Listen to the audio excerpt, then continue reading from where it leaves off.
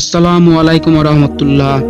সুপ্রিয় চলদিনের পথে দর্শক মণ্ডলী, আপনারা কেমন আছেন? আশা করি আল্লাহ তাআলার অশেষ মেহেরবানিতে আপনারা সকলেই ভালো আছেন।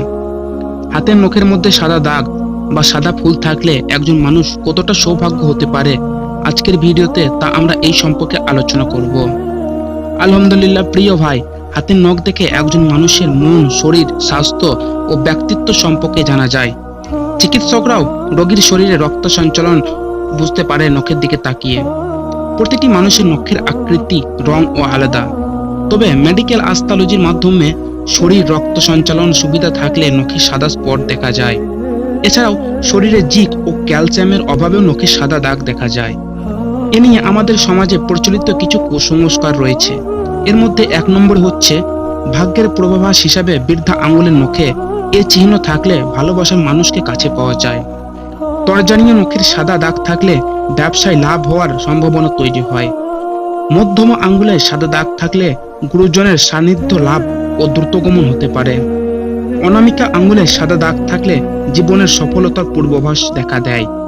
কনিষ্ঠ আঙ্গুলে সাদা দাগ থাকলে জীবনের কোনো বিশেষ লক্ষ্য অর্জন চলছে বোঝা যায়। প্রিয় দর্শক, ওপরে বর্ণিত এই প্রত্যেকটিকে বলা যেতে পারে শিরকের অন্তর্ভুক্ত। কেননা এ কোনো কথাই কোরআন দ্বারা সিদ্ধ নয়। এটি একবারই এসেছে আমাদের উপমহাদেশ হিন্দু ধর্মগ্রন্থ রাশি থেকে, এবং তারাই এ ধরনের উদ্ভট কথা সমাজে প্রচলিত করেছেন। আপনার হাতে কখনো যদি সাদা ফুল দেখেন, এ নিয়ে আপনাকে বাড়তি কিছুই ভাবতে হবে না। মহান আল্লাহ তাআলার হুকুমেই তা হয়েছে। মেডিকেল সায়েন্স বলছে শরীরে রক্ত সঞ্চালন অসুবিধা থাকলে নখে সাদা দাগ দেখা যায়। সুতরাং আপনি এর বাইরে বেশি কিছু ভাবতে যাবেন না। এতে আপনার ব্যবসার ক্ষতি বা ভাগ্যের উন্নতি বা মানহানি এর কোনোটার সাথেই আপনার হাতের সাদা দাগের কোনো সম্পর্ক নেই। কোরআন বা হাদিস থেকে যে হাদিসটা পাওয়া যায় সেটি হচ্ছে রাসূলুল্লাহ সাল্লাল্লাহু আলাইহি ওয়াসাল্লাম বলেছেন, শনি ও বুধবার চুল ও নখ কাটা যাবে না। নিশ্চয় তা শ্বেত বা কুষ্ঠ হওয়ার কারণ। আর নখ কাটা বা চুল কাটা অথবা ছোট করা সুন্নত। তবে নখ কাটা কয়েকটি দিনে নিষেধ করা হয়েছে। সে দিনগুলি হলো শনি ও বুধবার, যেটি হাদিস দ্বারা প্রমাণিত। আর আপনি যখন নখ কাটবেন তখন সুন্নত তরিকায় নখগুলি কাটবেন।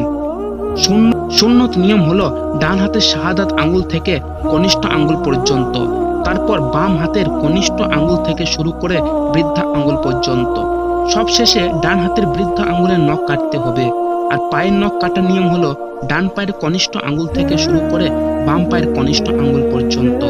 আর মেয়েদের চুল কাটার নিয়ম হলো চুলের ডগার দিক যদি ফেটে যায় বা নষ্ট হয়ে যায় তবে তা কাটা হবে, কিন্তু কোনো মতেই চুল কেটে মেয়েদের কাঁধের উপর করা যাবে না। এটি রাসূলুল্লাহ সাল্লাল্লাহু আলাইহি ওয়াসাল্লামের নির্দেশনার পরিপন্থী। সুতরাং আমাদের জানা হয়ে গেল চুল এবং নখ কাটা রাসূলুল্লাহ সাল্লাল্লাহু আলাইহি ওয়াসাল্লামের হাদিস। এছাড়াও নখের সাদা দাগ নিয়ে রাসূলুল্লাহ সাল্লাল্লাহু আলাইহি ওয়াসাল্লামের সুস্পষ্ট কোনো হাদিস নেই। আর এ বিষয়ে রাসূলুল্লাহ সাল্লাল্লাহু আলাইহি ওয়াসাল্লাম কোনো কথাও বলেনি। সুতরাং আমরা এ ধরনের কোনো বাড়তি গুজবে কান না দিয়ে ইসলামের সহিহ সুন্নাহকে আঁকড়ে ধরাই আমাদের উচিত হবে।